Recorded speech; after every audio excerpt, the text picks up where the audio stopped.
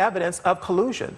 Yes. And so you said waiting on. In this Mueller team investigation, we haven't seen evidence of anything until certain, Right. You have an indictment and then you read the material. Well, the things that we should we see any evidence? The things that, yeah, but the things that we have seen thus far have not indicated the president, have not indicated the campaign in any type of collusion with Russia. That's what we have seen. If we look at the facts and what's laid out, we do not have that. So anything else would be a rush to judgment. So I'll say two things. First one, I agree with you, Paris, that the way the president handled it yesterday is how he should have been handling it and how he should handle it, but we know that's not how he's going to handle it once he gets his hands on his Twitter.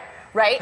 We're going to know that he's going to continue to say that this is fake news, that it was something drummed up by the Democrats, when every indication goes to that this is real, not just the Russian meddling, which he has even been saying that that is not true. Today, the president said that he accepts the findings of U.S. intelligence agencies, which have concluded that Russia did meddle and that it was Vladimir Putin who ordered it. At a joint press conference with the president of Vietnam, President Trump was asked point blank who he believes: U.S. intelligence agencies who say Russia meddled in the 2016 election, or Vladimir Putin, who denies it happened. I believe that he feels that he and Russia did not meddle in the election. As to whether I believe it or not, I'm with our agencies, especially as currently constituted with their leadership. The current leadership of the U.S. intelligence agencies have said definitively that Russia did interfere and that Putin himself ordered it. The president says he accepts their findings, but he wants to move on and work with Putin rather than punish him. What he believes is what he believes. What I believe is that we have to get to work, and I think everybody understood this that heard the answer. We have to get to work to solve Syria, to solve North Korea, to solve Ukraine, to solve terrorism. He hasn't been able to say that that is an attack on our democracy. But the second thing I'll say is, I actually think it's more than collusion. I think it's more serious than collusion. I think it has to do with money laundering. The whole involvement of Trump himself with the Russians, I think, goes back to money laundering. And we've had this discussion, which is why I think the Manafort thing and the Gates thing are so serious, because they go back years and they can have information on just how indebted Trump is to the Russians because of the type of money or business transactions that he has had with them in the past. So this is sounding really familiar, similar to Watergate. Follow the money.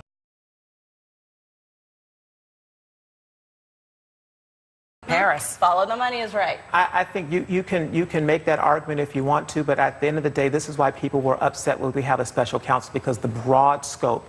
At the end of the day, let's look back what they're supposed to be focusing on, whether or not there was Russian meddling in the 2016 election. And thus far, we have not seen any evidence of Russian collusion between the Trump campaign, and the Russians. So you think there's disappointment? There's disappointment that there would be a wide scope if there were crimes committed and there were indictments to follow or trials to follow. People are upset if it's not a very specific crime as opposed to an uncovering of potentially other crimes. Look, what Manafort did for many years, they're wrong. If it comes out to be true that he's done these things in terms of money laundering, they're wrong, and he should be punished under the law. But at the same time, the special prosecutor should be focusing on, if you're going to focus on that, look at what the uranium won, and look at the Clinton, look at if there was collusion there. If the issue is Russian collusion or meddling in the 2016 election, focus on all of the tentacles. But nobody's suggesting that prosecutors or investigators would look the other way. If they uncover something, you got to go after it. And that's the point. Even while they're looking at other things. Exactly. And to me, what is so telling, and I think actually kind of stupid, is for Trump to say, this is the line in the sand. When he says, if you look at my financials, that is my line in the sand. He never released his taxes. He has never talked about what his Russian business involvement is. And to me, that is like putting forward a neon sign on the White House that says, I'm guilty, when it comes to how indebted he is to the Russians in terms of money laundering and issues of his business transactions. I mean, there's a reason why he has not put the sanctions that both Congress and, everybody involved in the sanctions process has said we need to put on Russia. He has yet to say one negative thing about Putin.